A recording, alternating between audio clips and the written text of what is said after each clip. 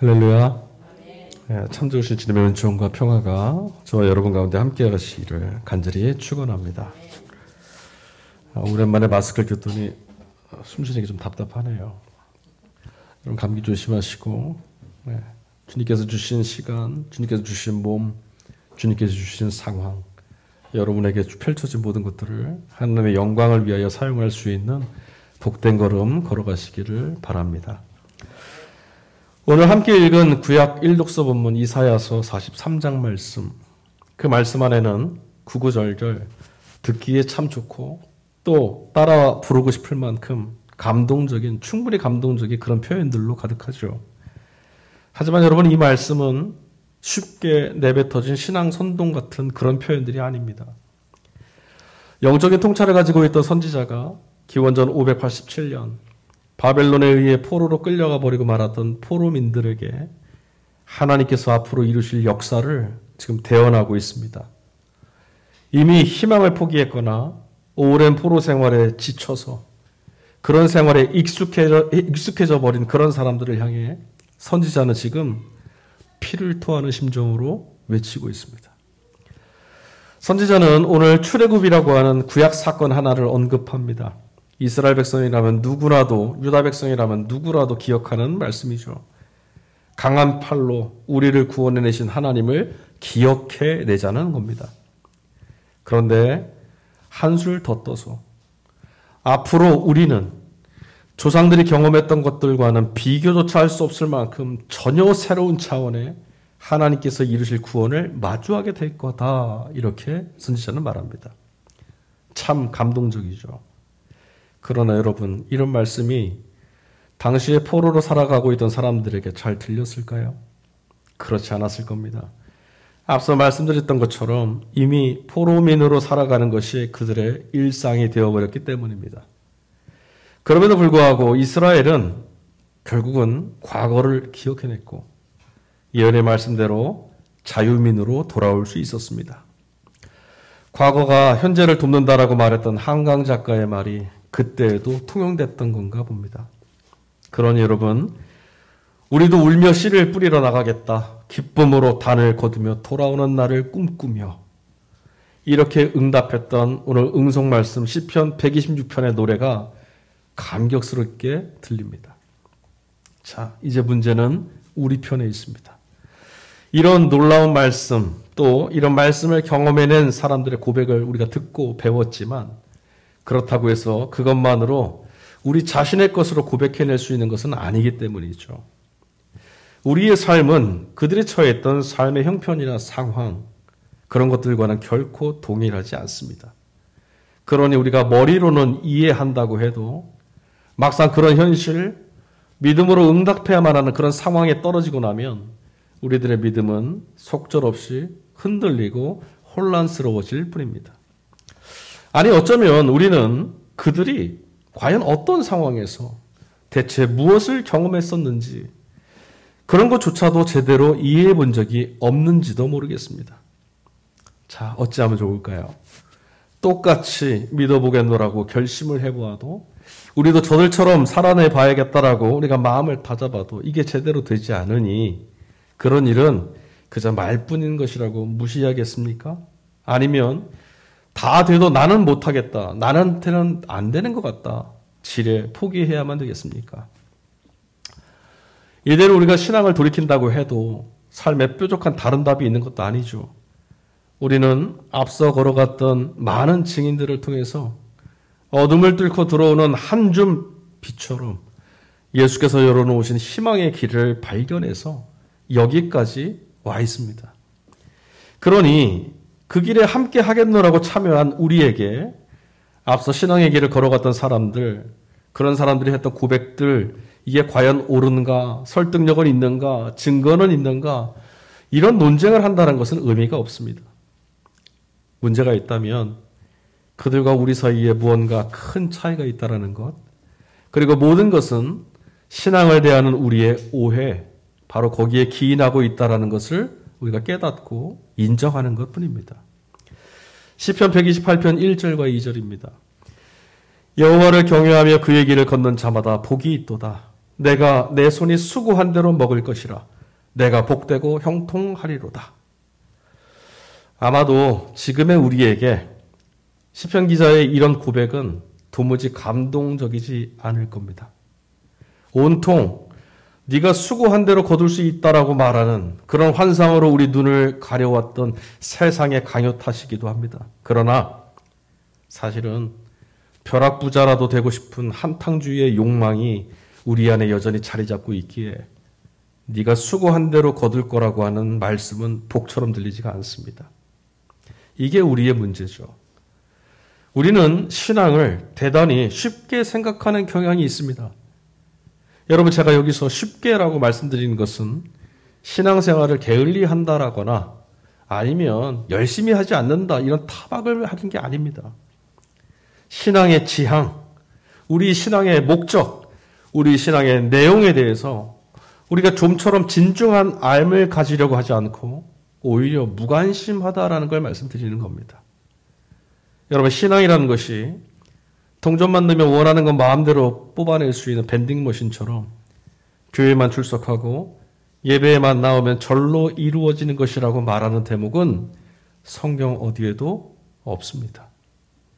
신앙은 절대적으로 우리의 눈을 가리는 거짓된 빛들을 끄고 우리의 귀를 어지럽히고 마음을 주눅들게 만드는 소란하고 허탄한 소리들을 끄는 그런 수고를 해야만 하는 길이기 때문이죠. 다시 한번 시편 기자의 고백을 읽어보겠습니다. 126편 5절과 6절이죠. 눈물을 흘리며 씨를 뿌리는 사람은 기쁨으로 거둔다. 울며 씨를 뿌리러 나가는 사람은 기쁨으로 단을 가지고 돌아온다. 예, 이 약속의 말씀을 주신 주님을 찬양합니다. 여러분, 그러나 이 시편 기자의 노랫말 안에는 우리가 미처 제대로 듣지 못한 채 흘려보내거나 아니면 어쩌면 듣고 싶지 않아 하는 대목이, 그런 표현이, 그런 구절이 들어있습니다. 뭘까요? 씨를 뿌리는 수고일까요? 아닙니다. 아마도 우리는 울며라는 대목을 지나쳐버리고 싶을 겁니다. 씨를 뿌리는 것까지는 할 수 있지만 울면서 뿌리고 싶지는 않죠. 우리는 이미 알고 있습니다. 씨를 뿌리는 것이란 애당초에 울면서 해야만 일이라는 건 말입니다. 우리에게 나타날 영광에 대해서 말하던 바울 사도의 편지를 한번 주의 깊게 읽어볼까요? 로마서 8장 16절에서 18절입니다. 성령이 친히 우리의 영과 더불어 우리가 하나님의 자녀인 것을 증언하시나니 자녀이면 또한 상속자 곧 하나님의 상속자요 그리스도와 함께 한 상속자이니 우리가 그와 함께 영광을 받기 위하여 고난도 함께 받아야 할 것이니라 생각하건대 현재의 고난은 장차 우리에게 나타날 영광과 비교할 수 없도다. 영광을 거두기 전에 반드시 거쳐야 될 것이 있다고 바울은 말합니다. 고난이죠. 그리고 우리 자신이 하나님의 아들이신 예수 그리스도와 함께 고난에 참여하는 자녀라는 것, 이것을 증언하시는 분이 있는데 그분이 바로 성령이시랍니다. 그러니까 성령은 뭐에 관해서 증언하시냐면 우리가 하나님의 아들과 함께 고난받고 하나님의 아들과 함께 영광에 이를 것이다라는 것을 증언하신다는 거예요. 요즘에 보면 하나님의 뜻이다, 하나님이 이렇게 말씀하셨다, 온갖 이야기들을 하는 분들이 많이 있습니다. 성경은 그렇게 말하지 않습니다. 성령은 친히 무엇을 증언하시냐? 우리가 예수와 함께 죽음의 땅에서 고난받고 예수와 함께 부활에 이르게 될 자녀라는 걸 증언하시는 분이죠. 그러므로 여러분, 성도로 부름받은 우리들의 삶은 울음을 우는 시간, 더 정확히 말씀드리자면 울며 씨를 뿌리는 때라는 사실을 우리는 부인해서는 안 됩니다. 하나님께서도 세상을 바라보시면서 그 안에서 울고 있는 이들 때문에 또 그들을 눈물을 흘리게 만드는 이들 때문에 울고 계실 텐데 우리만 홀로 느긋한 웃음을 얻고자 한다면 여러분, 그건 너무 얄팍한 신앙 아니겠습니까? 하나님이 당신 아들에게 가져다 주셨던 참된 영광, 그것이 무엇이었습니까? 울며 씨를 뿌리는 십자가를 지난 다음에나 주어지는 그런 영광 아니었습니까?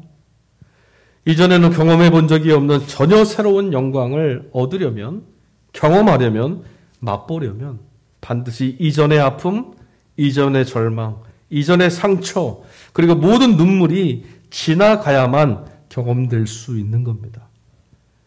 그렇다면 이제 여전히 울음을 울을 수밖에 없는 그런 상황을 견뎌내야 되지만 그럴 힘조차 없는 우리 어찌해야 될까요? 여러분은 그 답을 알고 계십니까? 일단 오늘 사도 바울의 증언을 좀 읽어보죠. 오늘 이독서 서신서 말씀해 보니까 에베소 교우들에게 써보냈던 편지 3장 5절부터 6절까지 말씀을 보면 예수 이전에 자신이 붙들고 있던 그런 것들을 바울 사도는 비교적 아주 소상하게 설명하고 있습니다. 제가 읽어드리겠습니다. 나는 난지 여드레 만에 할례를 받았고 이스라엘 민족 가운데서도 베냐민 지파요 히브리 사람 가운데서도 히브리 사람이요 율법으로는 바리새파 사람이요 열성으로는 교회를 박해한 사람이요 율법의 의로는 흠잡을 데가 없는 사람이었습니다. 여러분 여기 지금 바울이 말하고 있는 이것들은 어떤 것들입니까? 예수 이전에 자신의 삶을 지탱하고 있던 근거였던 것들, 자신이 추구하던 것들이었는데 이게 어떤 것들이죠? 오늘의 말로 한번 바꿔보십시오. 무엇입니까? 바울이 말한 이것들은요. 세상으로부터 인정받는 성공적인 삶, 성공에 따라 칭찬받는 그런 삶을 이루는 조건들, 바로 그런 것들 아닙니까? 자랑하고 싶고 자랑이 될 만한 것들 말이죠. 실제로 여러분 지금도 우리는 이런 것들을 통해서 우리 자신을 세상 가운데 확인받고 싶어 합니다. 이 정도 되는 사람, 이렇게 사는 사람. 그리고 세상으로부터도 역시 이렇게 인정받고 싶어 하죠. 목사들의 목회도 다를 바가 없습니다. 많은 사람들이 부러워할 만한 큰 교회, 많은 성도들을 얻는 것, 여러분 이런 것을 성공한 목회라고 생각하는 것이 우리 아닙니까? 하지만 바울이 모든 것을 버리고 전혀 다른 것을 바라는 사람이 되었다라고 말합니다. 자신의 삶을 지탱하던 인생이 추구해왔던 그 모든 것들의 근거가 지금 뒤바뀌었다라는 말을 하는 거예요. 빌립보서 3장 8절 후반절에서 9절입니다. 나는 그리스도를 얻고 그리스도 안에 있는 사람으로 인정받으려고 합니다. 바울의 생애 목적과 지향이 어디 있었을까요? 왜 우리가 바울을 위대한 사도라고 말하죠? 바울은 오직 그리스도 안에 있는 사람으로 인정받기를 바랄 뿐입니다. 그럼 여러분, 우리는 어떤 사람들입니까? 바울이 그토록 원했던 소원을 우리는 이미 이루지 않았습니까? 예수 그리스도를 믿는 사람들, 그리스도 예수와 함께 살아가는 사람들 아니신가요? 그럼 우리는 바울보다 더 기뻐해야 되고, 바울보다 더 감격해야 되고, 바울보다 더 힘차게 살아가야 되지 않겠습니까? 바울에게는 오직 그것만이 성공한 인생의 기준이었고 잘 살아낸 삶의 표상이었습니다. 그게 뭐라고요? 그리스도 안에 있는 사람. 그렇게 인정받는 것. 그러나 여러분, 이런 식의 말들은 우리에게 여전히 무척이나 어렵고 또 불편하죠. 까닭이 있습니다. 마치 고기잡이 배와 그물, 아비도 버려두고 나를 따르라던 그 말씀처럼 가진 재물 모두 나누어서 가난한 사람들에게 주고 나를 따르라던 말씀처럼 내가 가지고 있는 것을 포기해야만 한다고 하는 부담이 우리 안에서 작동하기 때문이죠. 바울 사도는 어땠을까요? 아니 어쩌면 이미 이런 것들 모두를 손에 쥐고 있었으니 우리보다 훨씬 더 예수를 따르는 길에 긴장감이 크지 않았겠습니까? 그런데도 그는 어떻게 그의 인생과 그의 삶을 예수로, 그리스도로, 하나님의 아들의 영광으로 가득 채우며 살아갈 수 있었을까? 이제 복음서 말씀을 한번 살펴보죠. 오늘 복음서 말씀의 배경은 베다니 나사로의 집에서 일어났던 사건을 우리에게 소개합니다. 베다니라고 하는 지명, 굉장히 익숙한 지명이고 또 중요한 지명입니다. 베다니는 히브리어로 두 가지 단어에서 유래했다고 해요. 벳 다니와 벳 아나니아.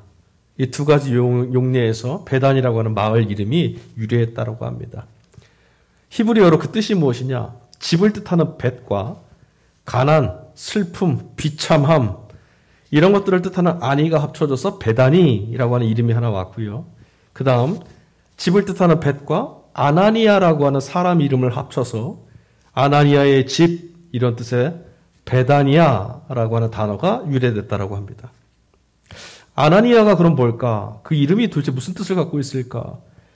구약성경 느헤미야 11장 32절의 말씀에 가보면 바벨론 포로에서 돌아와서 이 땅에 정착했던 베냐민 지파 사람들, 그 지파의 후손이 아나니아라는 사람이 있었어요.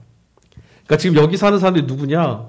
그때 돌아왔던 베냐민 지파 후손, 그 아나니아 사람들, 그의 자녀들이다. 그들의 마을, 그들의 집이라는 뜻이겠죠. 자, 어느 편이 되었든 의미는 비슷합니다. 고난을 당해서 슬픔과 비참함과 비통함이 가득한 그런 사람들의 집, 그런 사람들의 마을이란 뜻이나 아니면 베냐민 지파의 후손, 가장 작은 지파, 볼품없고 연약하고 무시당할 만한 아무도 눈여겨보지 않는 그런 후손들이 모여서 살아가는 마을. 그러니까 사회적으로 어떤 겁니까?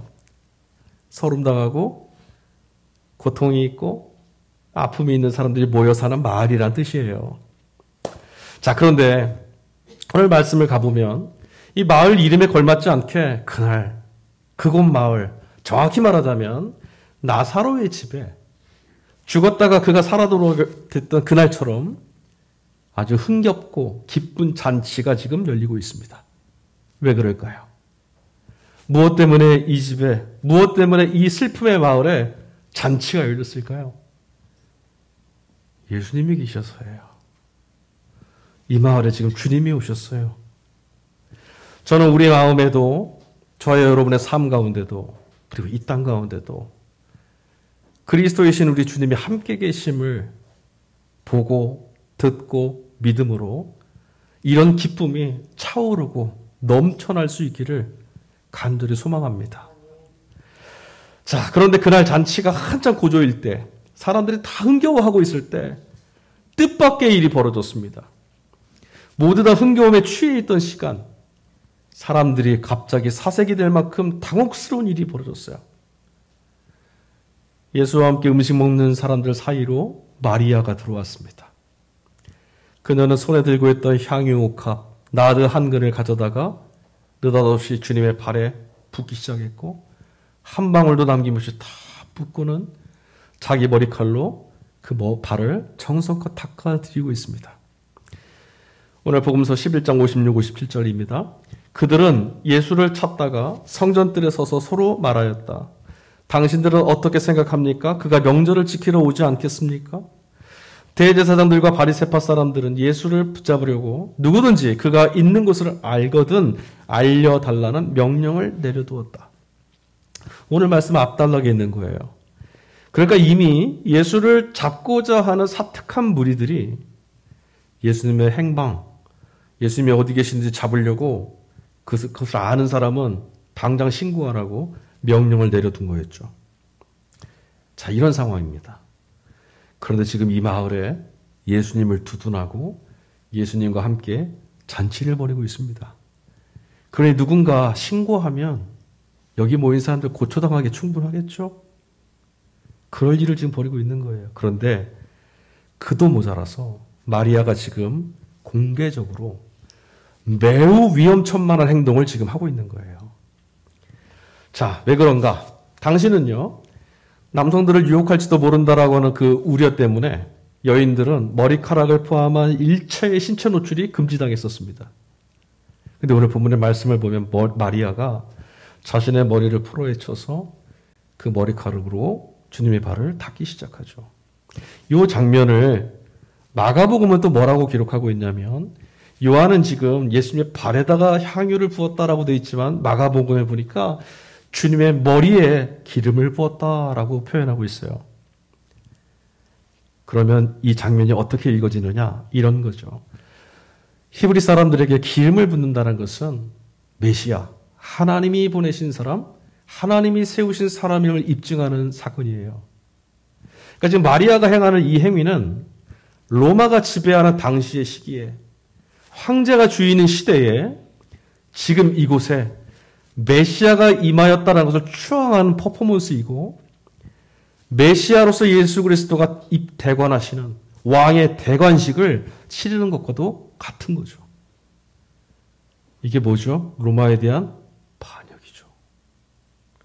흥겨웠던 잔치자리가 로마 군들이 갑자기 들이닥쳐서 모두 다 십자가에 매달아 살해할 수도 있을 만큼 아주 끔찍한 죽음의 자리, 그렇게 될 수 있는 아주 위험천만한 상황이 지금 벌어지고 있는 거예요, 이게.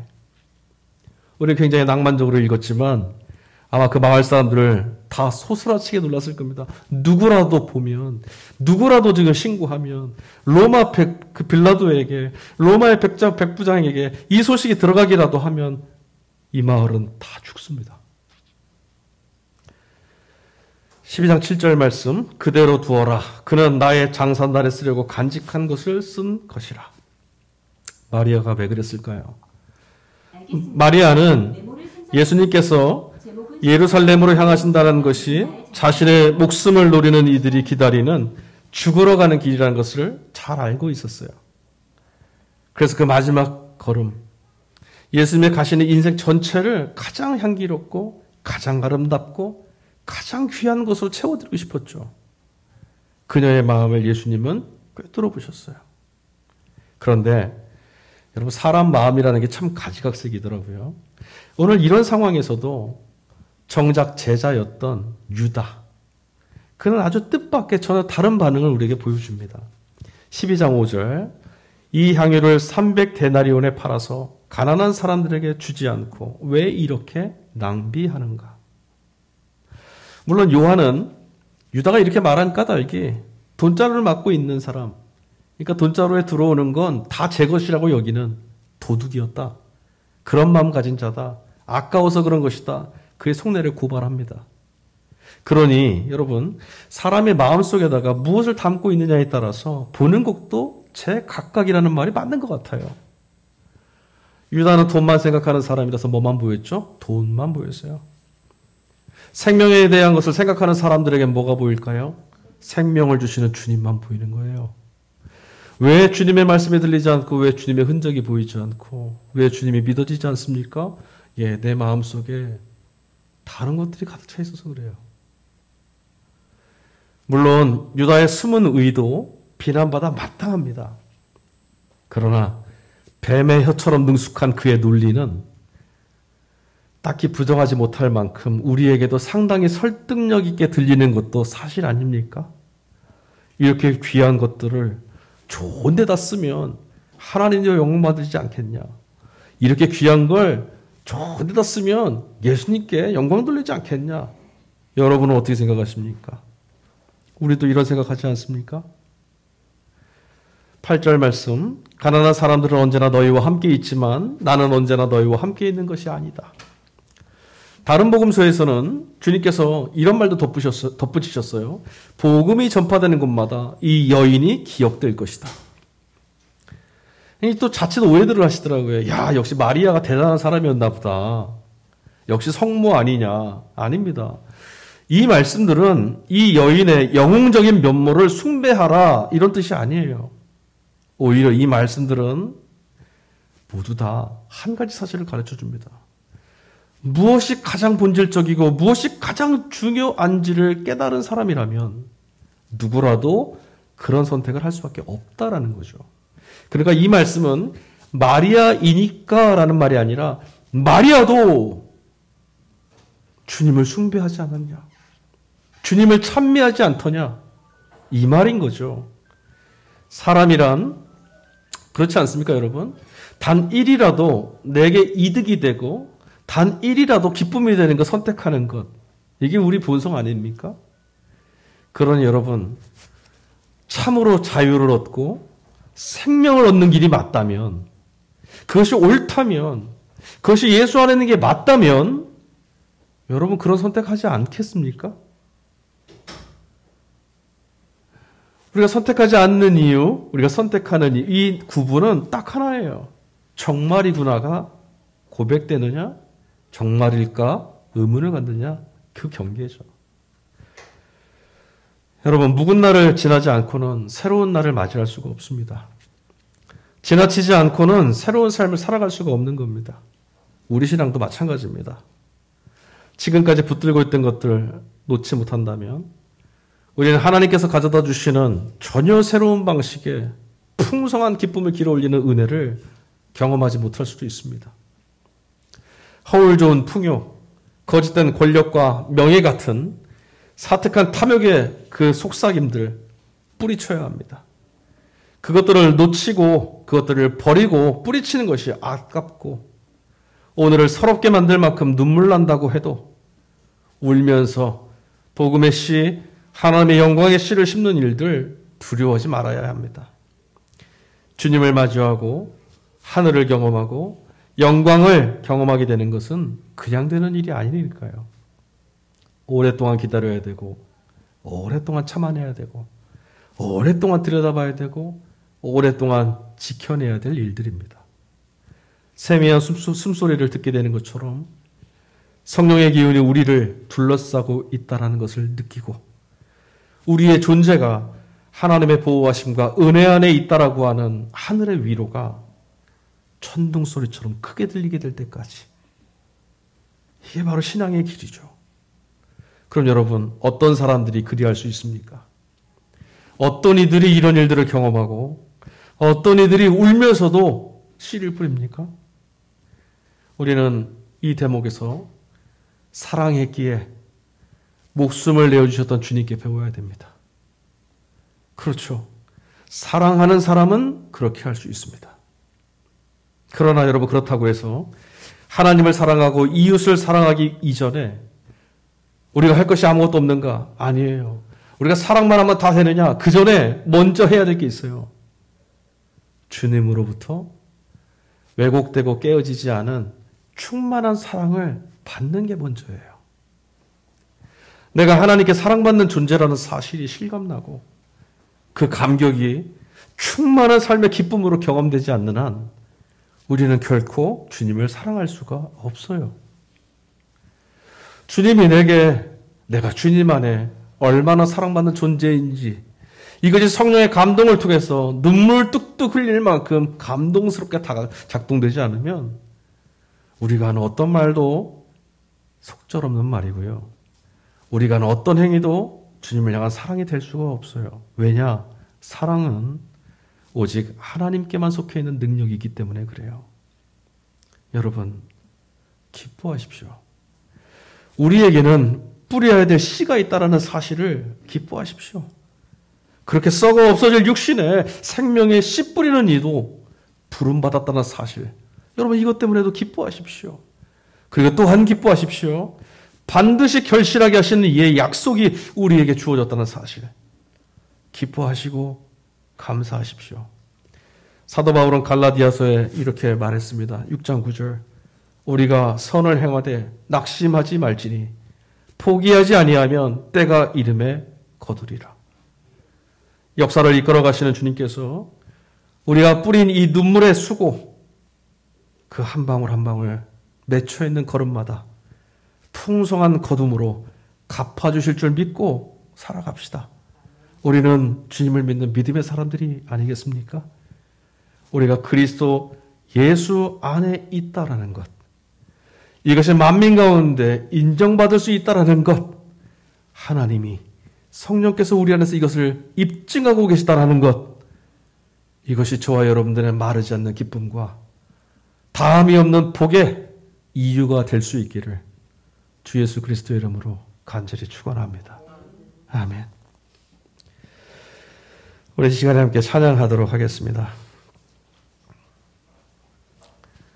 마리아는 정말 중요한 게 뭔지를 봤습니다. 제자들도 똑같습니다. 자기의 것을 다 버리고 어찌 주님을 따를 수 있었을까? 얼마나 믿음이 좋은가? 아니요. 그들은 사랑받음을 알았고 사랑했습니다. 순교의 자리로 나갔던 어떤 이들을 바라보면서 우리와는 다른가 보다. 어찌 저럴 수 있었을까? 되묻지만 아니요. 그들은 참으로 사랑받는 자들이었고 그래서 주님을 사랑할 수 있었던 것뿐입니다. 주님 우리를 어떤 자리로 부르고 계십니까? 사랑받는 자리, 그리고 사랑하는 자리로, 존귀한 자리로 우리를 초대하고 계십니다. 오늘 이 찬양 같이 불렀으면 좋겠어요. 마리아처럼 내게 있는 모든 것을 아낌없이 드릴 만큼 그보다 큰 사랑에 압도되어 살아가는 인생, 하나님의 크신 사랑에 붙들려 살아가는 우리가 되게 해달라고. 세상이 간 곳 없이 사라져도 우리 존재를 끌어안고 계신 하나님 안에 있으니 감사할 수 있는 삶을 살게 해달라고. 우리 그렇게 함께 찬양합시다. 내게 있는